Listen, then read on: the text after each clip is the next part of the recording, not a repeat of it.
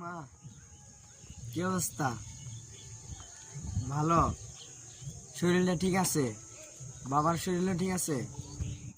ও আচ্ছা, তাহলে বড় ভাইয়ের অবস্থাটা কি? বড় ভাইয়ের অবস্থা ভালো? আচ্ছা, তোমার জন্য কি নিয়ে আসবো আম্মু? তো মোবাইল, পকেট একটা মোবাইল, কেউ আছে নাকি? ওই একজন আছে, কি নিজে নিয়েই ফাঁকি দেয় না লাগো কারা। ও ঠিক আছে, বাপের জন্য ওষুধ আনো। আম্মু তোমার জন্য একটা শাড়ি ওই দূর দিল কে?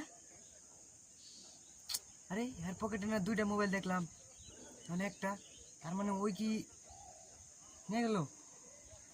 এই খারা কিরে মোবাইল লিখে? কার মোবাইল ভাই? ওই যে লোকটার। আরে না, একটু আগে আমি দেখছি একটা পকেটে মোবাইল আর একটা কানে কত কিছু। আরে দেখেন আর পকেটে বিতে আছে।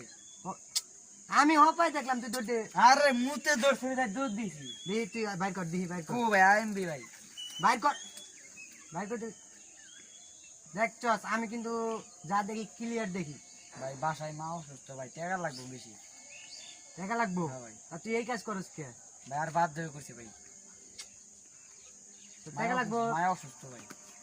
যা টাকা লা, যা যা, আমি দেখতেছি, যা যা। আল্লাহ আপনার ই করি ভাই, যা যা যা। আর যদি দেখি না এলাকায় তো নতুন মনে হইতেছে।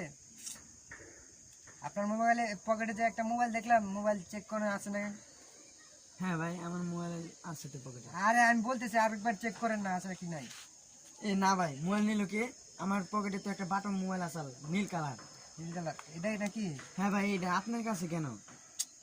আরে ভাই আমি তো এখানে বসেছিলাম, দেখলাম যে একটা ছেলে, ঠিক আছে, তার মা নাকি অসুস্থ, বাধ্য হয়ে নাকি এই কাজ করতেছে, চুরি মানে চুরি করতেছে। তার ওর কাছ থেকে আমি ওকে টাকা দিয়ে আমি ওর কাছ থেকে ফোনটা রেখে দিছি। আপনি তো মনে করেন ভদ্রলোক, বুঝলাম, এরপর থেকে নিজের জিনিস সামনে রাখবেন। ঠিক আছে ভাই। Loan loan.